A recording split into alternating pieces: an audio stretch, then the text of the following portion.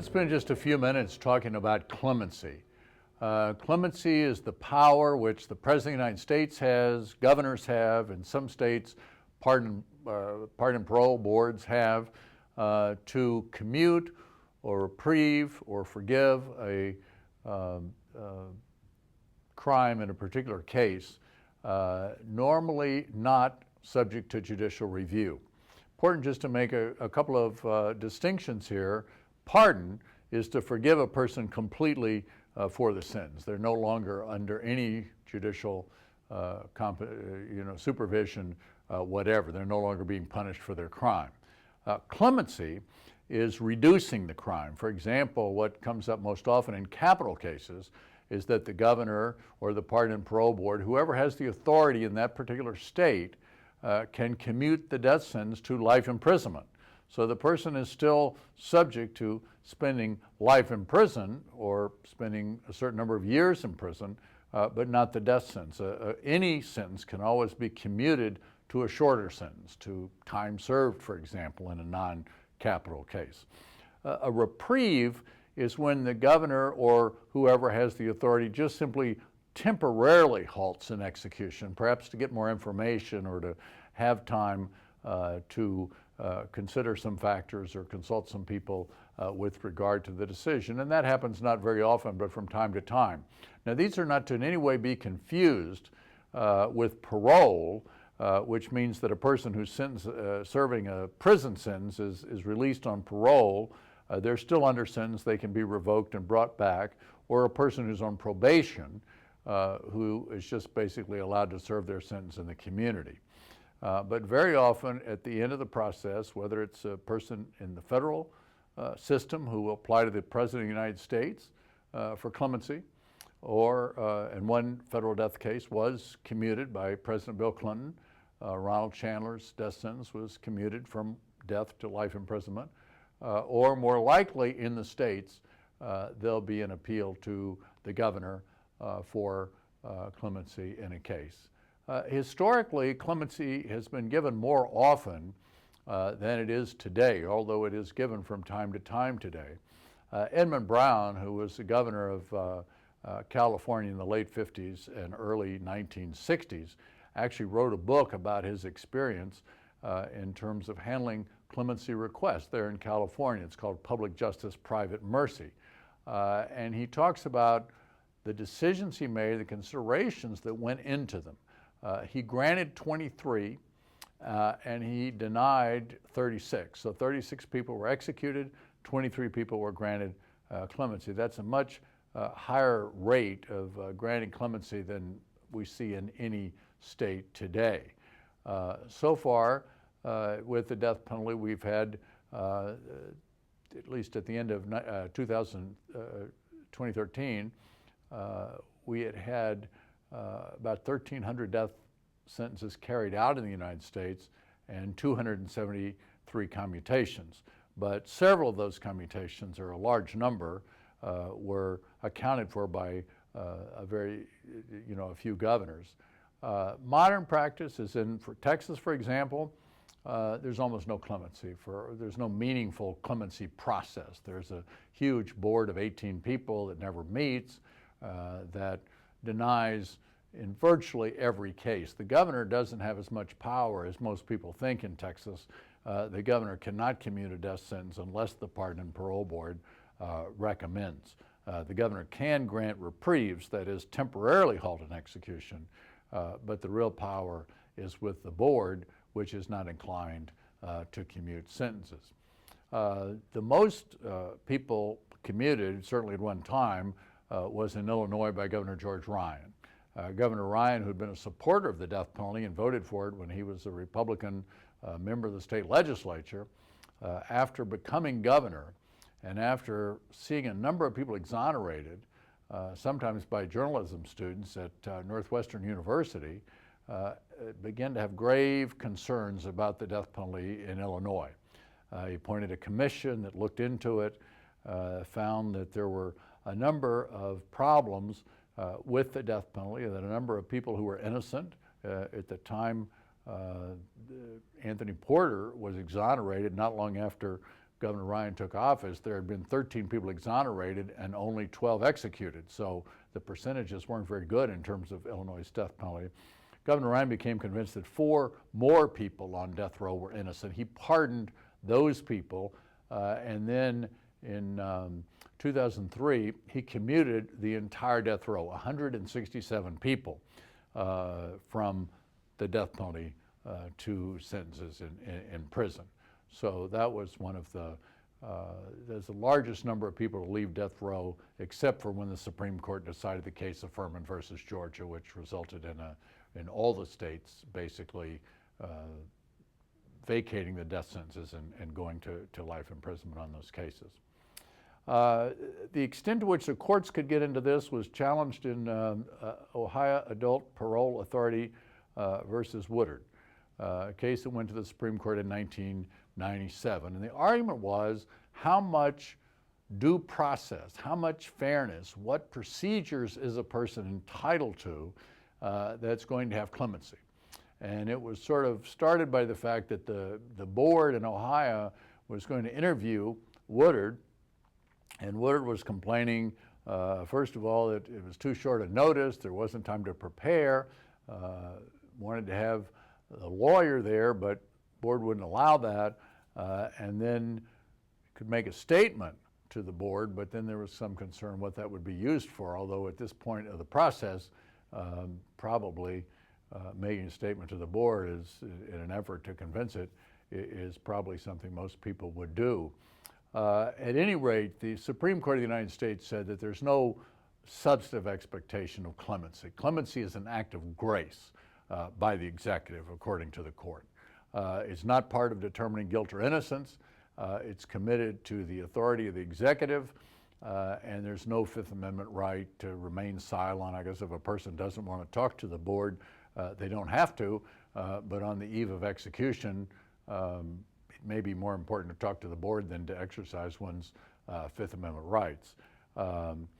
Justice O'Connor, concurring, she said the protections for someone in the clemency process are minimal, but there are some. She said, for example, if they just flipped a coin and decided who got clemency or who not based on how the coin flip came out, or if some people were just arbitrarily denied any clemency process at all, that might be a due process concern.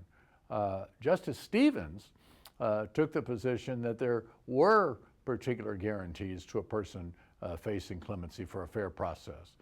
He pointed out that appeal, it always surprises people, but there's no right to appeal.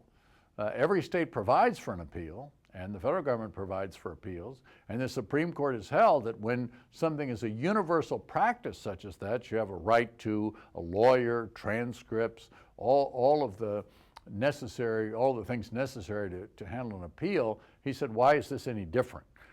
Basically, the federal government and the states all provide for some clemency process, and so there ought to be some sort of protections, maybe minimal, but some protections for people in the process. The bottom line is that this case has pretty much said this is going to be up to the governor or up to the Pardon and Parole Board in states that have it. I should say just a few states, Georgia being one, the governor has no authority whatsoever. It's decided by a board of pardons and paroles. In some other states, the governor has complete authority and can do whatever he or she wants to. In yet other states, the board makes a recommendation to the governor, will often interview the person who's going to be executed, or will receive information from both the prosecution and the condemned person's lawyers, make a recommendation to the governor.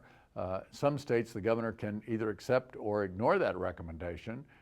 Some states the governor's bound by the recommendation. If the board doesn't authorize it, then the governor can't grant clemency. Most extreme example is Pennsylvania, which has a 5-member board which has to be unanimous before the governor can commute a death sentence or a sentence of life without parole. This was because when a commutation was granted of a life sentence some time ago, and the person, on a 3-2 vote of the board, and the person went out and committed other crimes, The Pennsylvania Constitution was amended to say now the vote has to be unanimous. So it's going to be very difficult for anybody to have a commutation in the state of Pennsylvania. But it differs from state to state in terms of who decides and the power. But primarily, it's going to be the executive branch, it's going to be the governor in most states. Reasons that governors have granted, we just look at why have some people gotten out on, or excuse me, had their death sentences commuted during the last 40 years.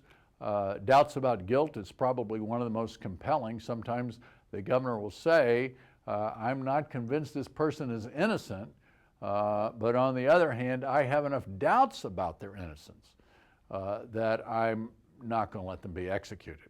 Earl Washington was such a person in Virginia. In his case, the governor of Virginia, Governor Wilder, had enough reservations about his guilt that he commuted his sentence to life imprisonment. Turned out a good thing that he did, because later DNA evidence proved that Washington was completely innocent and had absolutely nothing to do with the murder at all. The same thing happened with Governor Taft in Ohio in Jerome Campbell's case. This wasn't a case that turned out as clear-cut as Earl Washington's, but it was a case where there just was not enough certainty with regard to guilt, and so the governor commuted the sentence. So the person's still serving life imprisonment, but at least is not executed, so that if some additional information, and in other cases like this, if some additional information comes to light, as it did in Earl Washington's case, the person will still be alive and can get back the rest of their lives. Another is the role of the person in the crime. Governor Kernan of Illinois granted clemency in the case of Darnell Williams because of that, because of his role in the crime compared to others. The other factor sometimes is mental illness and the person's role in the crime. Michael Daniels, again, same governor of Indiana, granted clemency in that case, commuted the case to life in prison.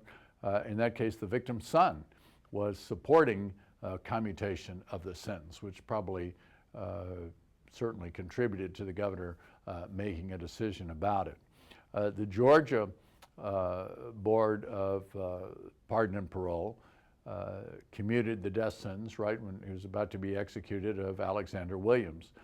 This was a man who was incredibly mentally ill, was forcibly medicated by the prison in order to keep him manageable. He was a juvenile at the time of his crime. This was when it was still possible to execute people who were juveniles at the time of their crime. Just to show how disturbed Alexander Williams was after the board commuted his sentence and he went to serve his life sentence, just a very short time after that, he committed suicide and ended his life that way.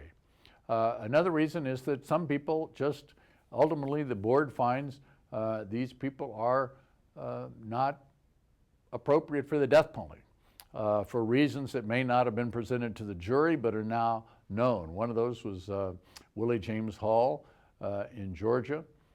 He had no prior record. He had good conduct in prison, and he even had one of the things that is most unusual. The prosecutor said that life imprisonment without parole would be okay with him. So after Georgia had convicted this man, sentenced him to death, gone through the appellate process, gone through all the review process, the board commutes the sentence to life imprisonment, and Hall is serving life in prison instead of having been executed. Another example is Gail Owens in Tennessee. Her case became quite the cause there at one point. She was a battered spouse who was sentenced to death. She hired somebody to kill her husband. And one thing that happened in her case is they offered a plea which would have spared her the death penalty. She wanted to take the plea, but the prosecution said, well, only if the co-defendant, only if the hitman would take it. And he would not take it. So she was sort of drug into a capital trial against her will and was sentenced to death. She was a model inmate while on death row, And the governor looked at her case and then looked at a lot of other cases where people in similar situations, particularly battered women who had killed their spouses, and concluded that the death penalty was out of line for her, and ultimately commuted her sentence. Not very long after her sentence was commuted, she was paroled and returned to the community. So one day she's facing execution, and not that long afterwards, she is actually out in the community. And then life circumstances, mitigating evidence that maybe wasn't presented at trial. I mean, two cases of this are Joseph Murphy in Ohio, who was beaten and starved and sexually abused, and all of these things that happened to him resulted in ultimately the governor granting or commuting his case, granting clemency in his case so that he wasn't executed by Ohio.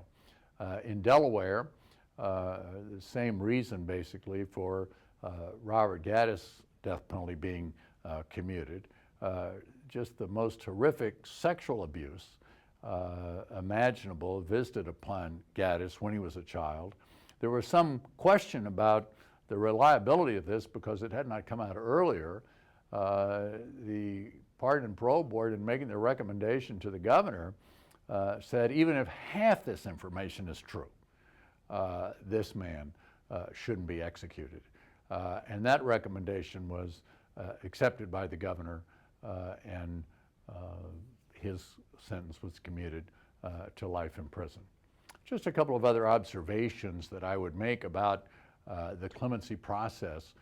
First of all, in most states, it's very unpredictable and it's very political.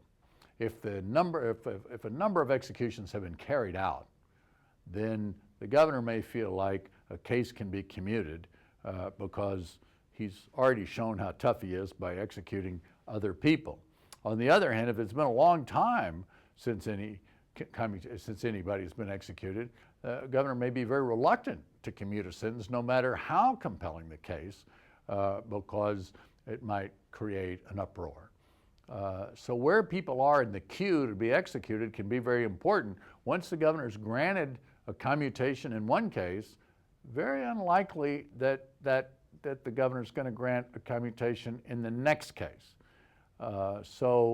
Those kind of political factors, I mean, Edmund Brown in his book about commutations that he granted as governor talked about in one, he didn't do it because he didn't want to alienate a legislator whose vote he needed for a program that he was supporting. The other thing is that in places that have pardon and parole boards, or where information is just submitted to the governor, in some places where there is no board to make a recommendation to the governor, the information is just provided to the governor's lawyer, the governor's legal counsel. But regardless of whether it's provided to a board or the council, at least in my experience, most of the time, it's sort of a star chamber proceeding. The person who's condemned can submit any information and letters and all kind of supporting information saying, here's why I'm entitled to parole. On the other hand, people who commutation. On the other hand, people who oppose commutation can submit all sort of letters and can say all sorts of things about the person, accuse the person of crimes maybe they didn't commit, but that information is not shared with the condemned person. So you don't know what the board or what the governor is considering or the governor's advisors are considering. And it may very well be that there's information in there that's false, that's not right, but there's no opportunity to rebut it because you don't know what it is. So very different from a court process where there's notice of what the information is, there's an opportunity to cross-examine, there's an opportunity to rebut the evidence. None of that in most states in the clemency process. It's a very sort of closed process. It's often a very informal process in terms of how the governor exercises clemency. But it's a critically important process. The Supreme Court said in Herrera versus Collins the case in which it said there's no such thing as a freestanding claim of innocence, the court said this is what the commutation power is for, that if a person has a claim of innocence, they can present it, but of course there's no guarantee that the governor is going to be receptive to that claim. But as we've seen, there may be other things that governors are receptive to. It may differ from governor to governor. One state has a governor who's more compassionate and grants clemency in cases. The next governor is not going to do that. Maybe the next governor is a career prosecutor. He doesn't want to grant clemency in any cases. So there are a lot of political factors and other facts and other vagaries that sort of go into this process of whether or not someone receives clemency or not. Generally, this is the last decision that's made before someone's put to death. This was a decision that Bill Clinton made in the case of Ricky Ray Rector, that when he decided to deny clemency for Rector, which of course he was politically compelled to do because he was on the ballot in the New Hampshire primary, that sealed the fate of Ricky Rector, and as a result, he was put to death in that case. And generally, that's the clemency decision is going to seal the fate of most people facing the death penalty, how that comes out.